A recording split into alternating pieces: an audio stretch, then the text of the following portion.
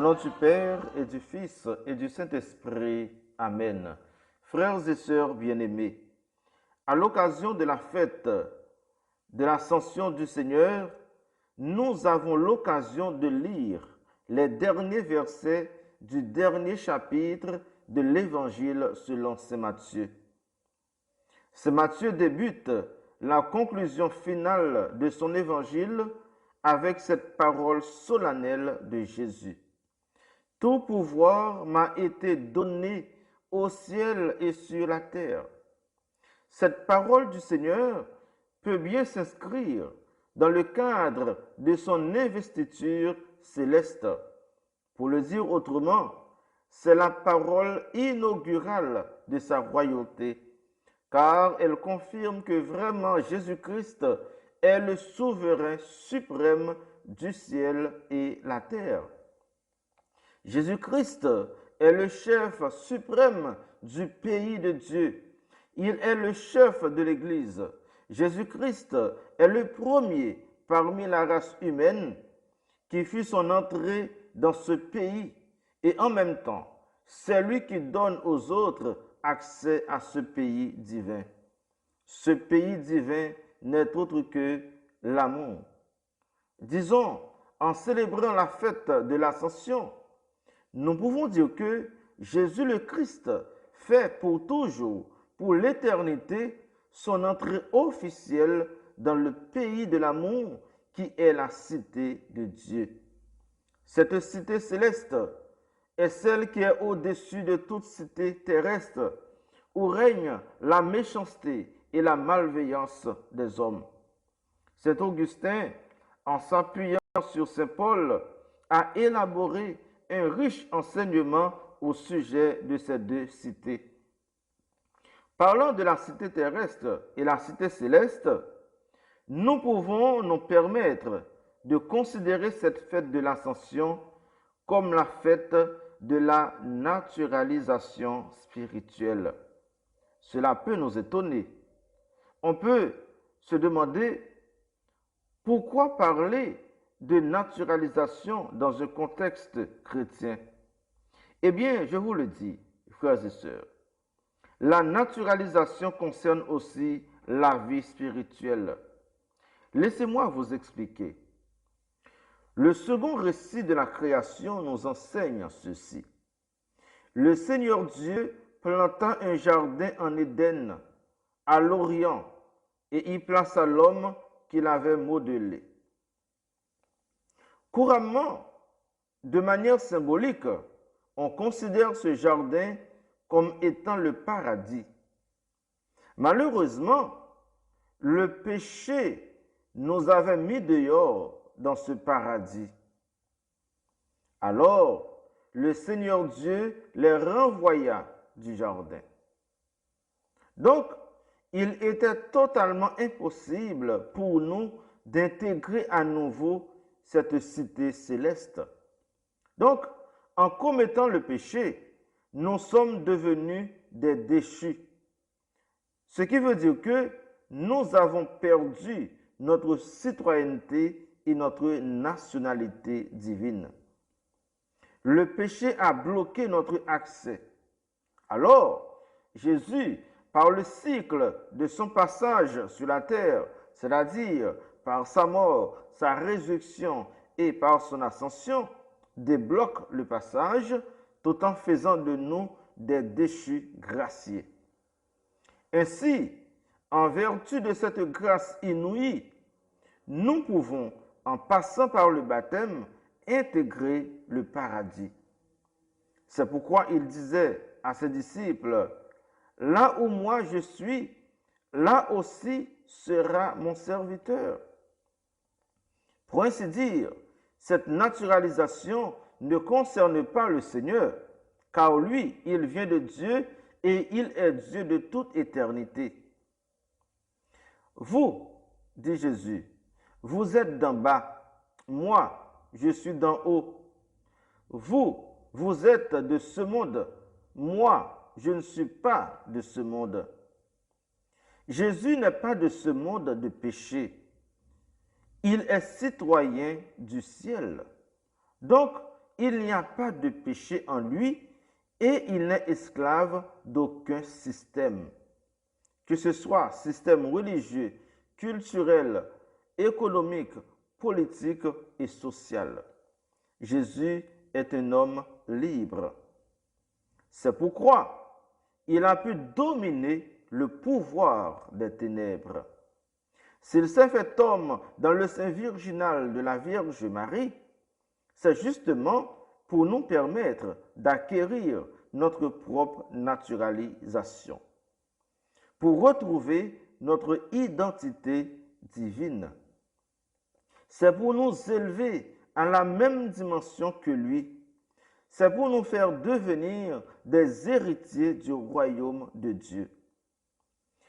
Nous comprenons mieux maintenant quand Jésus nous dit « Je suis la porte. Personne ne va vers le Père sans passer par moi. » C'est bien Jésus qui fait notre passeport et le signe en même temps. Nous ne sommes pas seulement des résidents, mais des citoyens à part entière.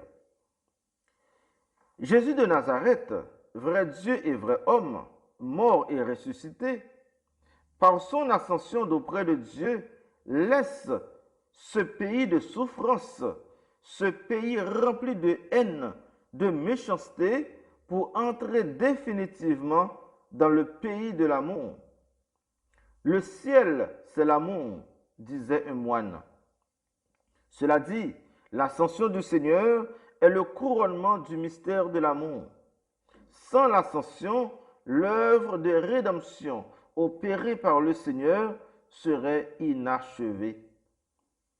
Pour reprendre le cardinal Albert Vanois, le mystère de l'ascension est ce mystère qui complète celui de la résurrection et qui est source d'une grande espérance et d'une grande joie. Fin de citation. Si le mystère de l'ascension est source d'espérance et de joie, cela veut dire qu'un jour, nous aussi, chrétiens, chrétiennes, croyants, croyantes, nous pouvons accéder aux côtés de Dieu dans sa gloire. Moyennant, nous acceptons de vivre et de régler notre conduite à la lumière du commandement divin. Si nous parlons de naturalisation spirituelle, c'est parce que, effectivement, nous avons un effort à déployer et des sacrifices à consentir.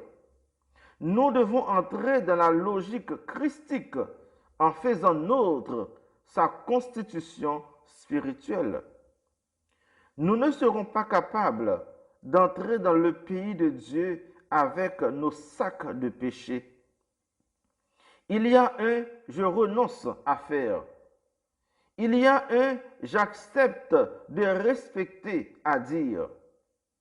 Je ne parle pas de serment, mais à l'instar de la Vierge Marie, il y a un fiat à prononcer.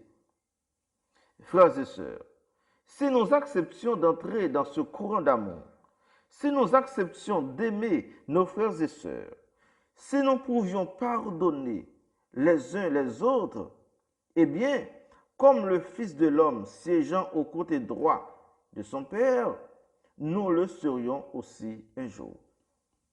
C'est la raison pour laquelle, dès à présent, nous devons travailler notre vie et préparer nos papiers pour notre naturalisation. Ce n'est pas en arrivant devant le préfet ou le consul que nous allons le faire. Il sera trop tard. Préparer nos papiers, c'est dans le sens d'accomplir notre mission et notre devoir de chrétien dans le monde. Comme je vous ai dit la dernière fois, remplir nos papiers et nos documents, c'est assumer notre rôle missionnaire dans le monde. Jésus était un homme d'action et de contemplation. Il avait en même temps la volonté de transformer les cœurs. Il avait osé dire non. Non à la tricherie spirituelle. Non aux propositions et aux avantages diaboliques. Frères et sœurs, la fête de l'Ascension ce n'est pas une fête irréaliste, ce n'est pas une utopie. L'ascension fait partie intégrante de la vie spirituelle. C'est l'aboutissement de notre voyage chrétien. Jésus, en épousant notre nature humaine, est le premier arrivé et il nous attend. Entre-temps, nous ne devons pas rester inactifs à regarder le ciel. Cela veut dire que nous ne devons pas rester dans une contemplation sans consistance, sans fondement, ni sans aucun engagement réel aux côtés de nos frères et sœurs en humanité. Nous devons lutter pour la liberté et la justice. Nous devons nous occuper de la transmission de la foi et de l'annonce de l'Évangile. Nous ne devons pas être des chrétiens oisifs, mais des chrétiens laborieux et responsables. Nous ne devons pas avoir peur de mettre la main dans la pâte. En un mot, nous devons être des chrétiens dynamiques. Arrêtons-nous de nous critiquer les uns les autres.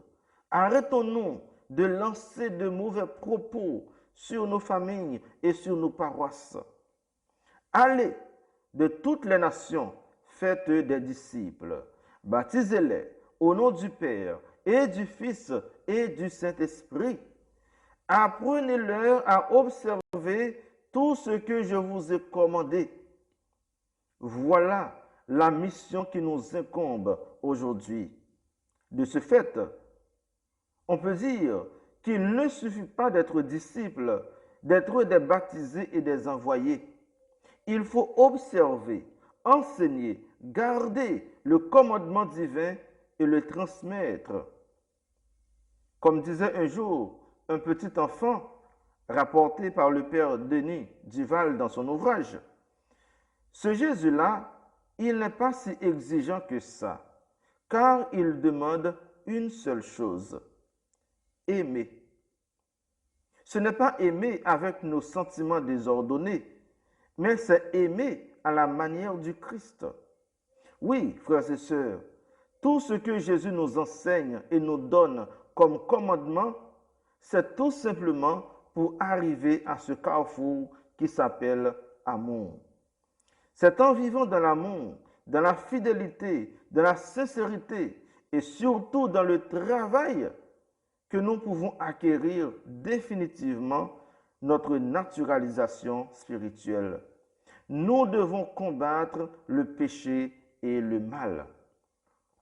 Je termine avec cette pensée de saint Paul, l'avorton du Seigneur, tirée du 3e chapitre de sa lettre aux Philippiens. Je cite, « Je cours vers le but en vue du prix auquel Dieu nous appelle là-haut dans le Christ Jésus. Nous tous qui sommes adultes dans la foi, nous devons avoir ces dispositions-là. Marchons dans la même direction. Nous avons notre citoyenneté dans les cieux, d'où nous attendons comme sauveur le Seigneur Jésus-Christ, lui qui transformera nos pauvres corps à l'image de son corps glorieux avec la puissance active qui le rend même capable de tout mettre sous son pouvoir. » Fin de citation. Frères et sœurs bien-aimés, demandons au Seigneur par l'intercession de la Vierge Marie et Saint Joseph de nous accorder la grâce pour développer en nous le grand désir du paradis. Ô Seigneur, envoie ton esprit qui renouvelle la face de la terre. Au nom du Père et du Fils et du Saint-Esprit. Amen.